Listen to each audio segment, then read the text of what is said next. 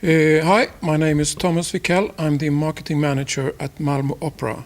Malmö is the third biggest town in Sweden, situated in the very south of the country. Malmö Opera has 250 employees, about 1,000 persons on the salary list, and a turnover about $24 million. The finances subsidiaries for about 80%. Tickets sales is in the range of $3 to $4 million yearly. As a marketing manager at the company, my task is to increase the audience, recruit and strengthen relationships with our current guests, and to get new audience into the building. I'm recruited to the work because I do not have any relationship or a background in the opera or the musical theater.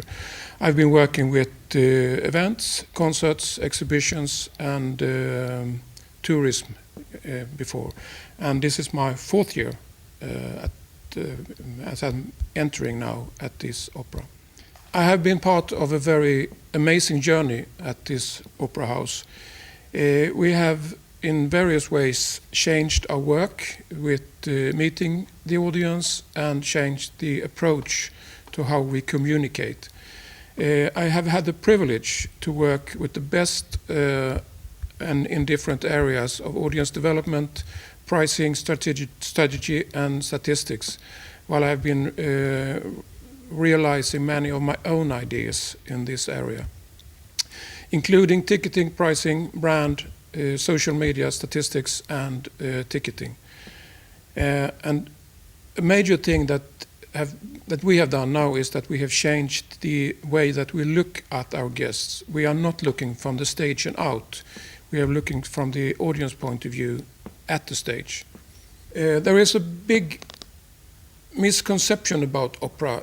People think that it's fancy and difficult to attend to, and that is why that's one of the things that we have changed in a way our way of talking to new audiences.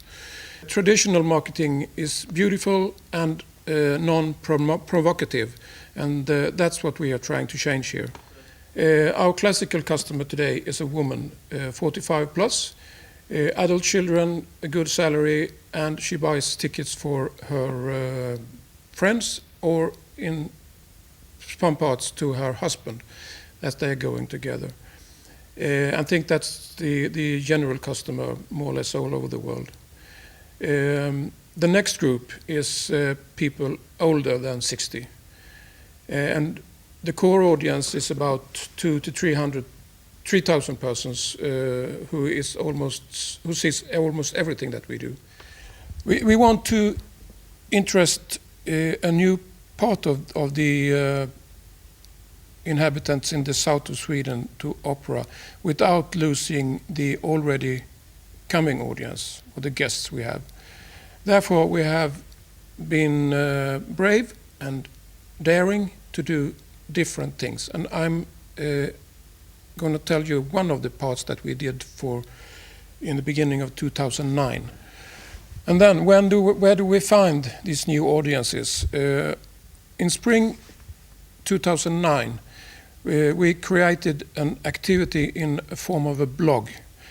Our goal was to attract young people and to get them interested in opera, not necessarily buying tickets at the first encountering of opera, just getting them interested and showing that the opera house is not so dangerous and fancy as they might think.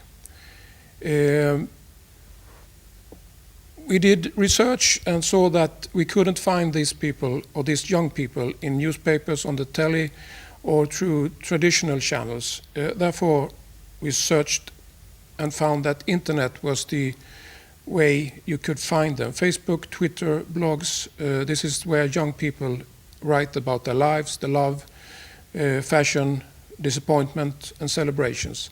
And here was our new audience. The question was they available? Could we reach them there? And did we have the courage to meet them at the internet? The question was then, was it possible to create a blog about an opera, or is the blog an opera? An opera is about life, love, disappointment, and often death. And if you read blogs, it's more or less the same topics that are handled in the blogs. So we could find a meeting point between the internet blogs and the way we presented opera. So we decided to do an opera in the blog format. I approached a young woman in the early 20s. She is a journalist and a writer, and in the midst of the target group. She received the libretto of the opera Vanessa and created the basics from our Erika Ascot, who was the girl writing on the blog, Black Ascot. The important thing is that Malmö Opera is not the sender of this. It's a girl, Erika, who is writing a blog about her life. I gave the writer full freedom to post her text on the blog without me censoring it. I think it has the possibility to be better than. Then you lose control, and it's impossible to have control out of a blog when you release the forces that's amongst the bloggers and the way they communicate. So it's not necessary. It's more or less about having the courage to let it go and to let it live its own life. And you should now remember that we, Malmö Opera, was not the sender. There was nothing in the beginning that it was told that Malmö Opera was behind this blog. So we were in a way creating the term of fake blogs.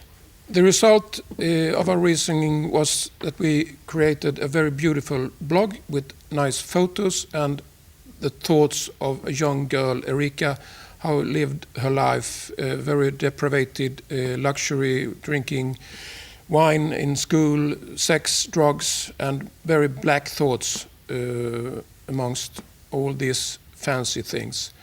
The first task that Erika did was to give away to her blog readers a Chanel handbag, and she really did that. It happened. Erika describes her days very closely and with the language that will grab the imagination and engage the people who is reading her. And the blog growed with an explosion. We had it was the fastest growing blog in Sweden at the time, and coming from we helped it on the way, of course, with using other famous bloggers to blog about our blog. You know how it works, and we expanded it to about 35,000 readers after a couple of weeks. And we also got a lot of comments in other blogsware about it, and people who was relating and telling us about Erika and giving questions, and the texts and comments on the blog was very nice to read. And Erika was answering everything. A lot of people fell in love with Erika in a way. After some weeks, they realized that this must be fake. She's not real. But some of the comments was, "I know that you're not a real person, but I love you anyway, and I want to follow you." The response was tremendous, and the story was really something that was an opera moved to another stage, and that stage was the internet, and it worked very, very well. The result of the visitors, of the statistics of the visitors at the blog was surprisingly high. During one period, the Black Ascot blog had more visitors than we had to our ordinary site, that is Malmö Opera site. During the first half of 2009, when the blog was running, we had more than twice as much hits on the Google compared to the same period the year before. The response was that we had a lot of people talking about the Erika, and when it was revealed that it was a fake blog or Malmö Opera doing this as a part of the marketing of Vanessa, we let Erika die. She committed suicide, as she does in the opera. Erika in the opera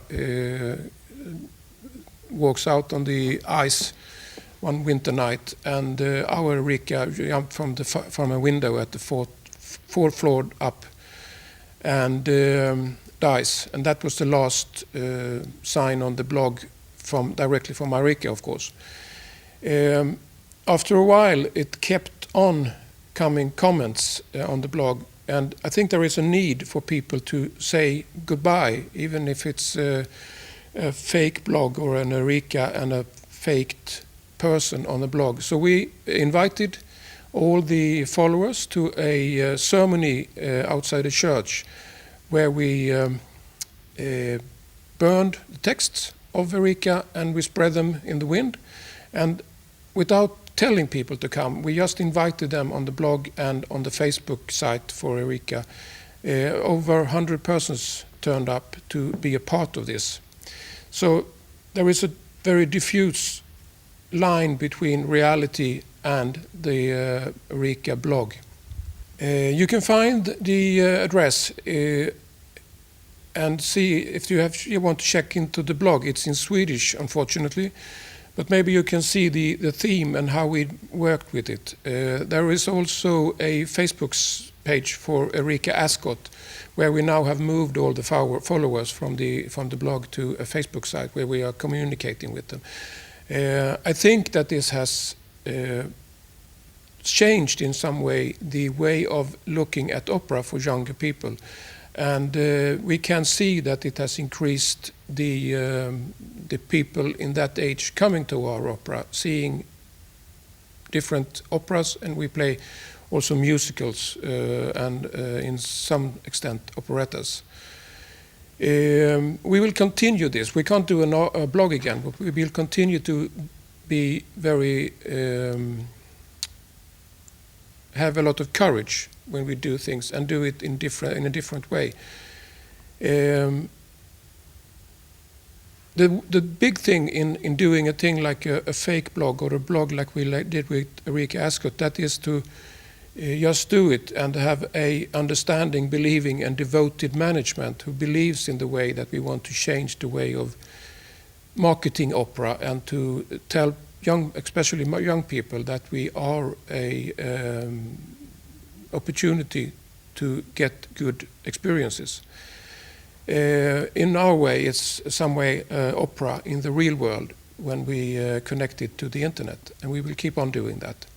If you have any questions about how we did it, what the results were, or if you want any other information, so please don't hesitate to contact me. I'll be there.